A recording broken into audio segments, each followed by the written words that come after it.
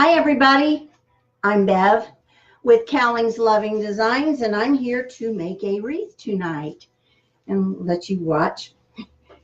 Have so much fun watching. I apologize for being late. We had some technical difficulties and I'm not sure they're completely worked out. So I really would appreciate it if you'd say hi or hello or something and put a good like on this video and share it to everybody. And that's how I can grow my business and get more people to come alive and watch wreath making. I like to call what I do wreath speak, because my wreaths speak. Every wreath has a message. So tonight we're going to make a purple wreath. This is my work form. It's a 15-inch work form. I picked it up at Old Time Pottery. And we're using this lovely variegated purple mesh right here. And I'll also be using this pink and lavender mesh you see here on my mesh roller that my wonderful boyfriend made for me because I couldn't afford to buy one from Susie.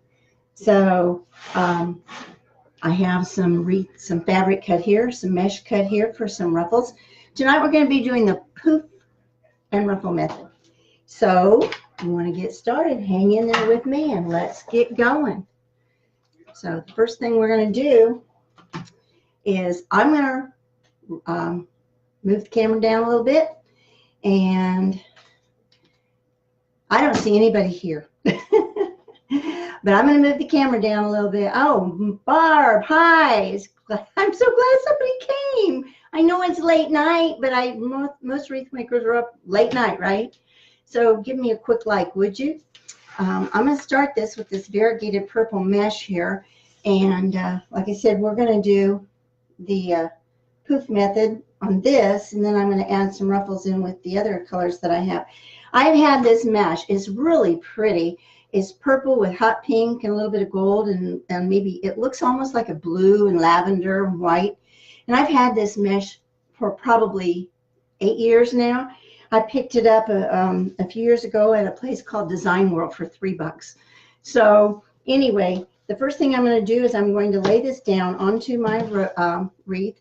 And I like to start on the bottom row. It doesn't really matter. If you want to start on the top, that's fine.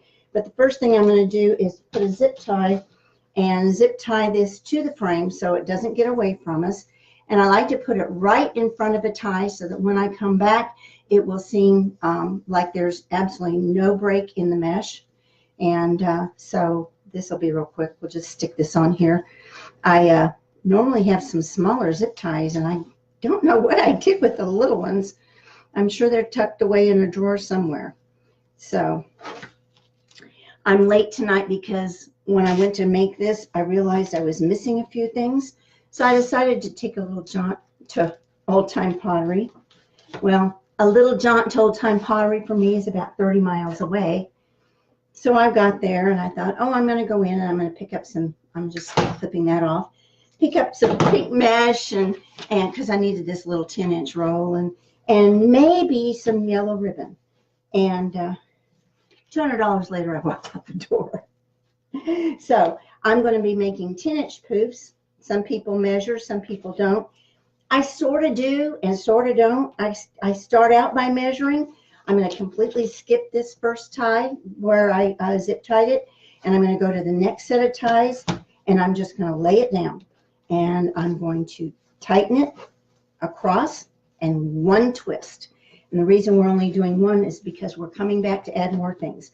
So, and then I just kind of pull it out a little bit. I'm going to kind of poof it out a little bit, and then we go on to our next one. So we just quickly lay it over here. We tie it down, one quick turn, and we poof it out. Just pull out your poof right there. This is such a pretty mesh. I wish you could see better color. I'm going to roll this down a little bit. You won't see my face, but maybe you can see better what I'm doing. Oh dear, you're going to see all my ribbons stacked up there. I'm working in a very small space. I have nowhere to go.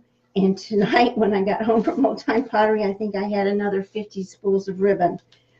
Just a heads up, guys, what you might find out if you visit Old Time Pottery, they're getting rid of their 10-yard rolls of ribbon. They're going to, almost everything new they had on the shelves and in their bins was 5 yards and some even 3 yards. Now the 3-yard ribbon is only $1, but you know, 3 yards doesn't go very far. 5 yards doesn't go very far. And it's just very frustrating to me. And I asked him about it. And she said, well, as far as they knew, that's what they were going to do, was be going to 5 yards. And here I am trying to buy 50-yard rolls, and they go to 5. So it's kind of frustrating, you know. The prices are good. They were better when it was 10 yards. But anyway, so how late, whatever. I know, Darla. Hi, I see you. You and Barb here. I know Darla's a late owl.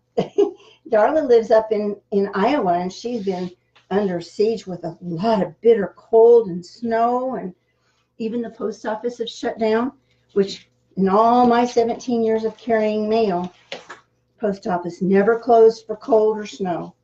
They never closed for anything, not one time.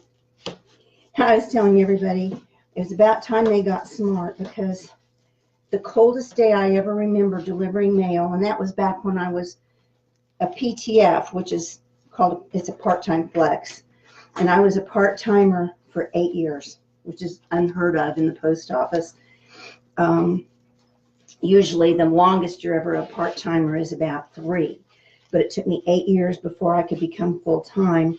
And then after I became full-time, I could actually bid on an open route and get my own route, which is of course what I finally did. But before that, when you're a part-timer, what you do is you cover vacant routes for people who call in sick or people who are on vacation, or you take what they call pivots. And a pivot is if somebody decided that they couldn't do their route in 8 hours, then they would give off an hour of it. Here I am back here at the back, at this where I zip tied it. I'm back here, so I'm just going to put it in this last little tie here, and pull these out. Can you see how pretty these are already? The colors are just so pretty. I'm hoping my lighting's holding up for you so that you can see it. Anyway, so one person would give me an hour off their route, another person would give me an hour off their route, and another person would give me an hour off their route. And what happened is most of the routes had some mounted and walking.